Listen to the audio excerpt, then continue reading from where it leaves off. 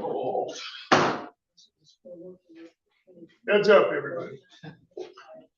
This is the February 11th, 2026 Airport Advisory Board meeting for the Coeur d'Alene Airport. Roll call of the airport board. I've got myself, Larry, Tim Conberg, Dale, Ross, Bill, and Alan from Haiti. We welcome you.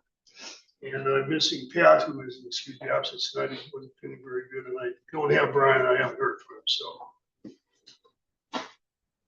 Put in this question. I would ask everybody to silence your phones if you haven't done so already. We're on to the Pledge of Allegiance.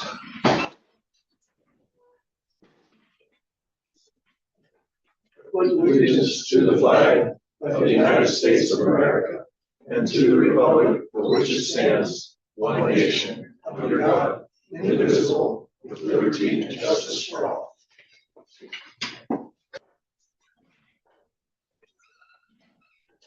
Tonight, we're welcoming Leslie Duncan, our County Commissioner liaison. First time we've had you in the meeting in a while. Nice to see you. Thank you. What too long? Any rate, I'm going to call for any conflicts of interest. Anybody have anything to announce? Unheard. We'll go to changes to the agenda. I will have one. I got a call from Barry Craviotto. He will not be here tonight for the Airport Association update. So item 7 we'll just skip for this meeting. 5, approved minutes of the previous meeting. Last meeting on January 14th, 2026. Somebody like to make a motion on that? I move to approve. Second. All in favor? Aye. Motion carried. Moving on to staff reports. Airport director and his staff. Absolutely. Just a quick development update. The development subcommittee has not met again since our last meeting, but we are moving forward with the RFP process for that northern 75 acres near Empire there. The RFP is currently being drafted. We'll have that for review coming up here shortly. And then that'll go out for advertisement. Then it'll be up to the development subcommittee to actually go through those applications and rate all of the applicants. So forward movement on that. Everything else is pretty standard. I know we went over all the different areas that different hangars are getting built and constructed. Nothing has really changed from that last meeting. The D3 extension, that's likely going to break ground here in the next couple of weeks. They're in the site disturbance process right now. They just submitted a couple days ago, so it'll take them a little bit of time to actually get issued a site disturbance permit for that.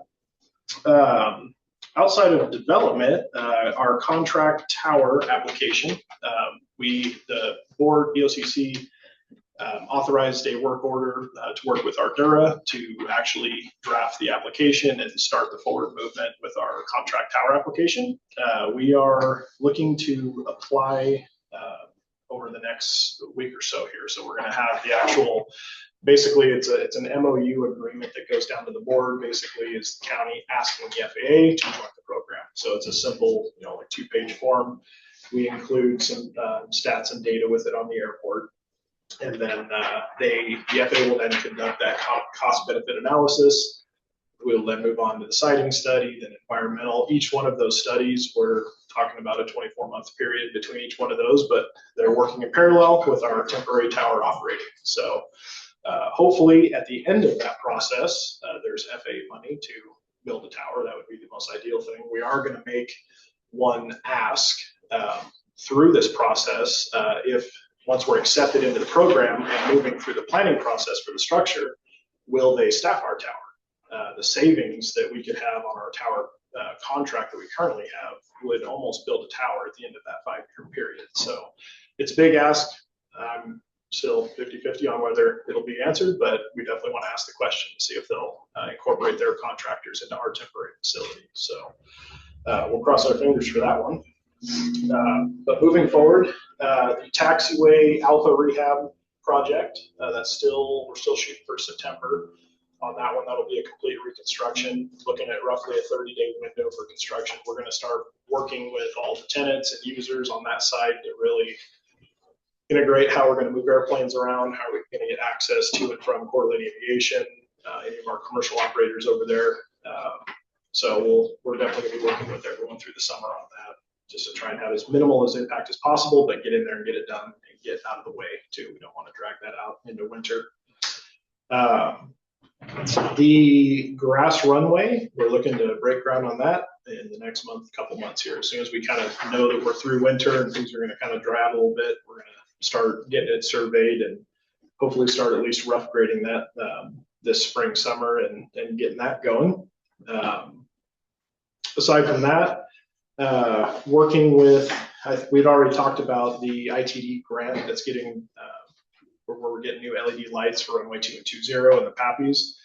We had an offer from the FAA during one of our pre-construction meetings to move our runway 2 PAPI further to the north by about 170 feet or so.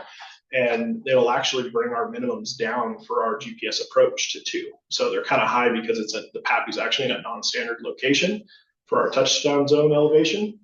So we are submitting a change order to ITD, and that'll be 100% funded. So that'll be kind of cool. It's just a relocation, but they'll come survey it, fly it again, and then we'll get lower minimums for runway 2, which will be pretty nice. Outside of that, normal ops, nothing too crazy. Haven't had much of a winter to speak of for pushing snow. Could be some snow coming over the next couple of weeks, but doing good on the snow removal budget then. We are, absolutely. Overtime budget's looking really good. I was gonna say, you're still looking for other purposes. Exactly.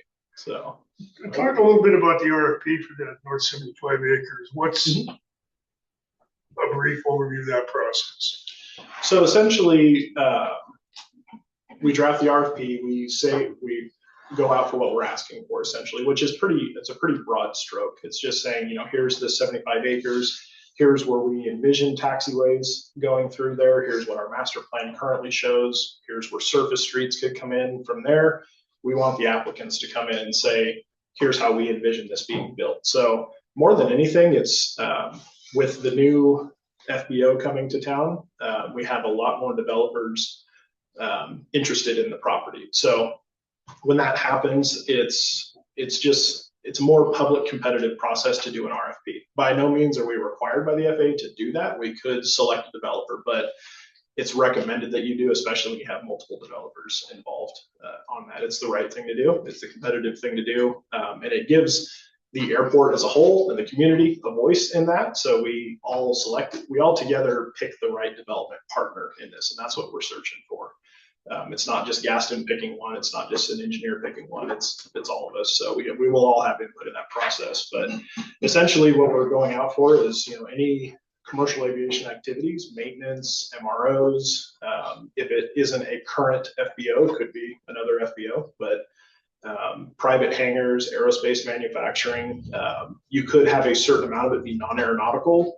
A lot of places are, they'll build a hangar on the bottom story and take up the full footprint, but then above they have, 2,000 square feet of just offices that they can rent out to non-aeronautical companies to help cover the cost for the building. So there's different options like that. They could propose something like that. So we're looking for aviation partners for all of it. That's the preferred partner in it. But once we have it drafted, we'll advertise. It'll be, I think we're looking at a 60 to 90 day period to give applicants time to put together a package to get back to us.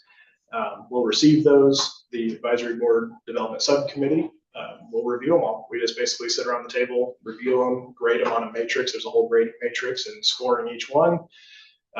That team will then come up with the recommended partner, and then we will bring it here to the board to once again review.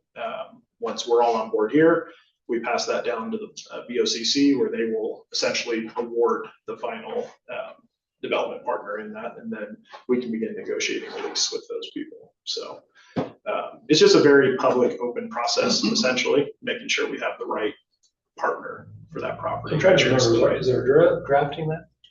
Mm-hmm. So what's the plan for advertising it? In the newspaper twice. like a public ad. And then Gaston probably also has people that have been contacting him outside of that wouldn't be looking at paper, like if they're, outside of this area, he could send the RFP straight to them that way. Yeah, even a pre-advertisement before the solicitation's ready would probably be, get us some better interest. Absolutely. And maybe even the land centers. There are different registers too that we can advertise with to really go outside of the community here, so. We have a hosting site too, we can put it on that they can. An arduous company Yeah. site. Yeah. Planning. But he said it was gonna be 90 days, so it actually allows them quite a long time to put together a decent proposal. Yeah. From when we advertised, when we'd actually receive them. Yeah, 90 days is quite a long time. Yeah, It's a decent amount. If you go too short, I mean, one could say you already have your developer picked out, Sure, right? sure. But we want to make sure we get the qualified, a lot of thought put into the applications, really get some quality information. So give them plenty of time. Yeah, but they probably, to put together a good proposal and have a good, tenant in mind, Oh, yeah. they're gonna need some time. It's 90 days, is not a lot to do that. Yeah, to try to get it, some kind of a commitment from a big maintenance organization or. Absolutely. With that in mind, would there be an option to extend the RFP to If we didn't, allow vendors or applicants to? if we weren't getting any response, that would be something we would look at. Or, it's a collective group, there were multiple people saying we need more time, then that's something we could look at. But for the most part, industry standard, 90 days is probably 30 days longer than most would go. Most are like FBO RFP, Sun Valley just did one not too long ago, a couple of years ago, and theirs was, I think, 30 or 45 days to return, and they were looking for a full FBO partner on that one.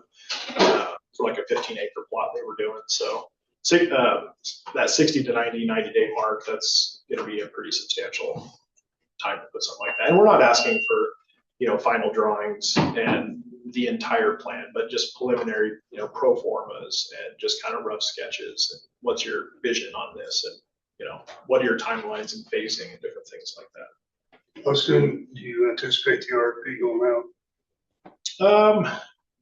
We'll probably be reviewing for the next 30 days or so here. It'll be a little bit of time, a couple months probably, before it actually gets advertised. Yeah. Question on the contract tower. I'm just curious. I know you and I talked about this and everything moves slow with government. From the initiation of this process, which sounds like it's right now, when might we anticipate an actual tower going?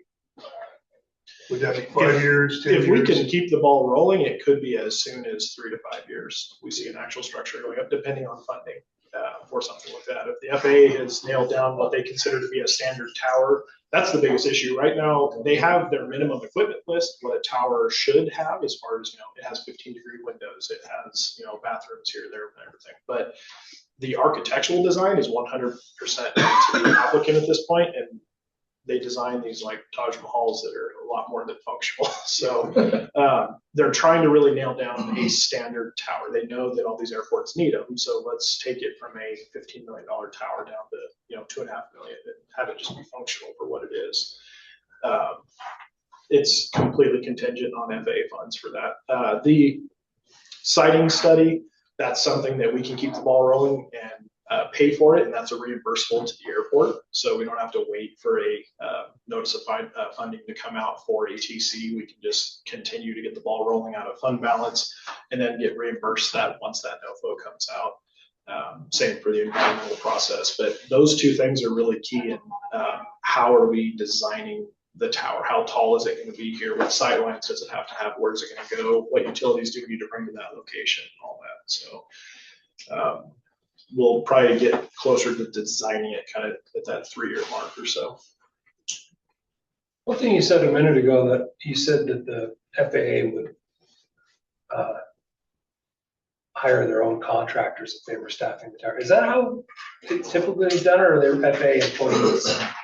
So they have FAA staff in towers, and then they have FAA contract staff. So the company that we contract with actually runs other contract towers for the feds and paid through the FAA. Smaller towers. Yeah, so like you have Midwest or Advanced that we have, or Serco. Serco's the big one in this area. It'd probably be a Serco contract that would come out for here. Gotcha. But they're the same ATC companies that the FAA contracts with. When you get down to like the bigger centers and Tracon, that's when you actually have like FAA staff in the towers that are FAA employees. But yeah.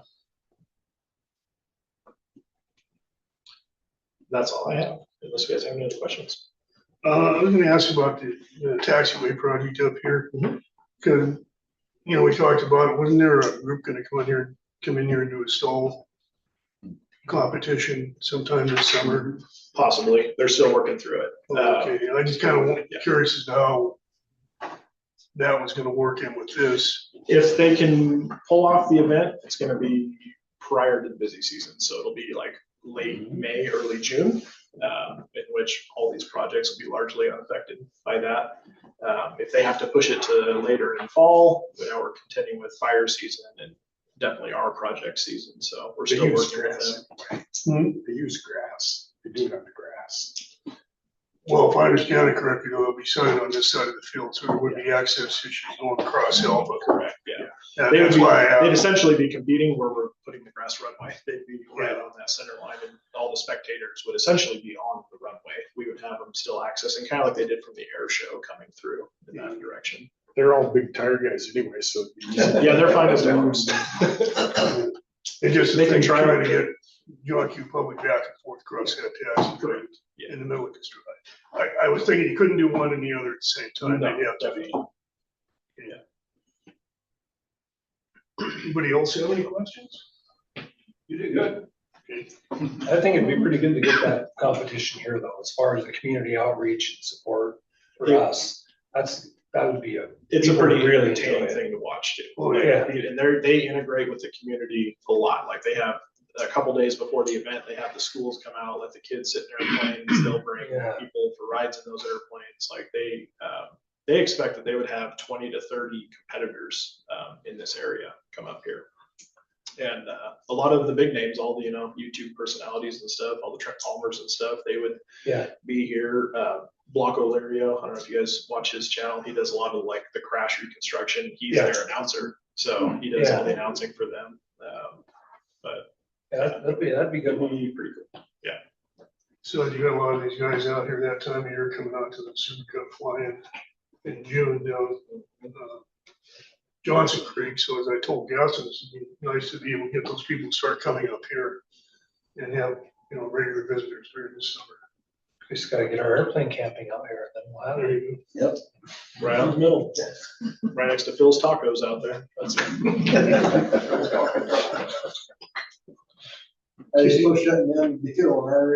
Allegedly in May. Yeah, go. Well, they are shutting it down. that's what they tell me now until they change it. This They told you will about be it the for third year in a row that they say it's being shut down. We'll see. And it's time you call me, say 2 months. Correct. Shutting down the fuel, is that what you said? The VOR. Is that upside down ice cream cone, white George thing on there? Can we get the building? JUV is just coming out with an airport project up in Oroville, and they've got an airplane camping facility as part of the design. Really? Yeah. That'd be kind of cool to go. Okay. That's all we got. Anybody else? Moving on. No. Hey, Frank, this is Brian Cleary. Just participating online. I was a couple minutes late. I apologize. Hello. Hello. Brian, did you have any questions on Gaston's update? No, I didn't. Thank you. Okay. Are you in the Caribbean or home? I'm home. Okay. Imagine you'd rather be in the Caribbean. Prove it. But, Yeah, really. I wish. But if you guys would like me to come and share the flu that's going through the house, I'd be happy to, I guess. But Keep that. So, thank you. Moving on to item 7, we have no item 7 because Harry Craviano was under the weather, so he'll double up next month. Tell us about the meetings. Moving on to business, item A, I've had this on here the last few, or at least the last meeting agenda, and we didn't get to do anything with it, but we do have a new member to introduce tonight, representing the city of Hayden. Alan, and I didn't get your last name. Davis. Alan Davis, welcome aboard. Thank you. Anything you'd like to say by way of self-introduction or? Short 10, 15-minute speech, maybe? Then drinks afterward? No, I'm just the mayor, and I swapped out. I was on the Panhandle Area Council, and we had a new council member come aboard who had significantly better financial experience. So I gave him my old job and took this one. Okay, so are you gonna be the full-time member then from here on out? That's my understanding. Well, welcome aboard. Thanks. We hope you find this interesting. A lot going on out here, as you heard from Gas. It's a busy place. Thanks. And I'm gonna move on then to item B. Last meeting, we handed out the red line copy of the standards that we've been working on for the last year, revised airport operating standards. And tonight we wanted to solicit comments from the board, if anybody has comments or recommendations before we pass it on for public comment, and it goes on to the VOCC for their approval. So Pending the decision today, it'll go to FAA compliance for a final review. Oh, So okay. they'll do a full review of it, and then we'll bring it back here for a final blessing essentially. So, Okay. and then it'll go down to VOCC. Yep. okay, well, given that we're at this point in the game, does anybody have any comments on the version that we handed out last week? Any reservations, concerns, problems? I unfortunately left my copy on my desk, but I had a couple of minor questions or comments on it related to abandoned aircraft and non-airworthy aircraft left on the airport. Mhm. And the time frame to remove them. And I think the concern might be how does that relate to someone that's in the business of tear down and commercially tearing down aircraft? And I think that would be, I mean, the way I interpret that, it's allowed under your lease. That's the approved use of the airport property versus having a derelict airplane just on the ramp that's not airworthy. Any agreement, especially in your case, we would have an agreement with you to have them on the ramp, have them dismantled somewhere or on your lease. That's within the use case of your property. So it more addresses someone abandoning an airplane on the transient ramp and disappearing. Yep. I'm glad that happened. It happens. Yes, it does. Just so from the airport staff side, we did not receive any comments, official comments through the online portals or anything. We had a couple grammar changes from the FAA did kind of a cursory review of it. A simple example is like where it said the SCOLI system, which is a tank overflow protection for like FBO fuel farms, just calling it a tank overflow rather than SCOLI. That's one of like 3 companies that supply that system. So it was just fine tuning a couple of verbiage, but all the content, we have not received any comments on it. Maybe they would have been surprised if we had better dry reading for the most part. Absolutely. Okay, with that, we'll move on to item 9, which is public comment. Anybody has anything they'd like to comment on, either in this meeting or in general, you're welcome to speak now or forever hold your peace. What's the impact to aircraft operations while you're doing your grass runway stuff there? Are there going to be closures or safety area? Possibly there'll be a little bit of work in the safety area. We're still trying to decide if we're going to do night work or late evening work, lower traffic times. We'll try and phase it in periods when it's least affected, make sure that 64 is open. It's not in a windy event where they can't be on 64 safely. So the runway it's technically half in the RSA and half outside the RSA. So any work in that RSA, we should be noting that runway. And then it's all done in-house, so you've got discretion for that. Yeah, 100%. Yes. Ready, Leslie, do you have any comments? I was just gonna say thank you very much for your service, everybody, because it's really nice to have a bunch of eyes on the review of the minimum standards. It's a bit of a nightmare that most people remember 2019. And yeah, I just appreciate you guys serving and your passion for aviation. Well, thank you. Well, standards is like a little bit like a high school term paper. It was annoying, but it wasn't impossible. I think we did a good job. We got things pared down to where it's a lot more readable. We didn't change a lot, just enhanced the readability of it, which you needed. So Clarifications and deleting things that were said twice. So. okay, anyone else? That's it. You're adjourned.